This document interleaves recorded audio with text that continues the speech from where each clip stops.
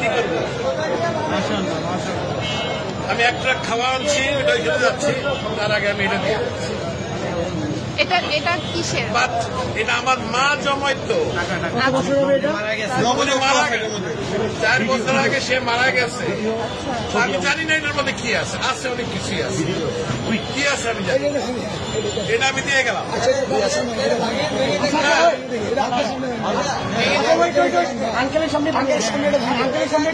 যা আছে আমি এক ট্রাক খাওয়া আনছি, এটা নিয়ে আমি এখন ওইখানে যাচ্ছি। আন্টি মারা গেছে, না, আমার মা মারা গেছে। এটা তো বহু মূল্যবান, মানে আমার কাছে এটা অনেক মূল্যবান, 2 টাকাও থাকে অনেক মূল্যবান। আপনি কি চান আপনার সামনে আমরা এটা ভাঙবো? আপনি দেখতে চান? যদি চান, আচ্ছা আপনি চান, আপনি যদি চান, আপনি চান,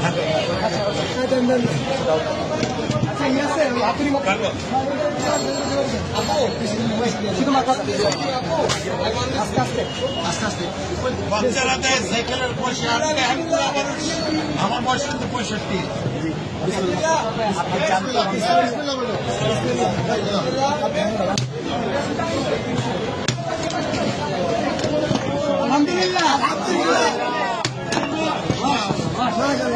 এটা আমার মায়ের জন্মানো পয়সা, নিজের হাতে বলতে হবে না, আপনি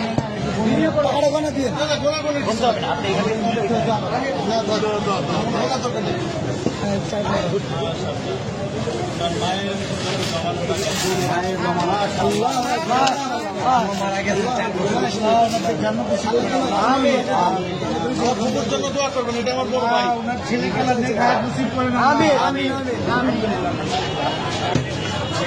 তোমরা এটাকে সদ্ব্যবহার করবে, এই আশায় আমি আছি। ইনশাআল্লাহ আমাদের জন্য দোয়া করবেন, নিশ্চয়ই আল্লাহ আপনার নিশ্চয়ই। আঙ্কেল, আপনাকে ধন্যবাদ আমাদের বৈষম্য বিরোধী ছাত্র আন্দোলনের উপর ভরসা রাখার জন্য। আপনার মৃত মায়ের মহামূল্যবান এই জমানো টাকা আমাদেরকে ডোনেট করার জন্য আপনাকে অসংখ্য অসংখ্য ধন্যবাদ। আমরা আপনার প্রতি চিরকৃতজ্ঞতা ঋণী থাকবো। আপনার আমাদেরকে অনেক মায়ের জন্য আমাদের সবসময় দোয়া থাকবে। Wish you all the best. Thank you so much. আমি কিন্তু একজন প্রবাসী, আমি এখন ওইখানে একটা ট্রাক মাল আছে, কিন্তু আমি নিয়ে আসছি, এখানে দেওয়ার জায়গা নাই, আমি এখন ওইখানে ভাই আঙ্কেলকে টিস্যু দিন।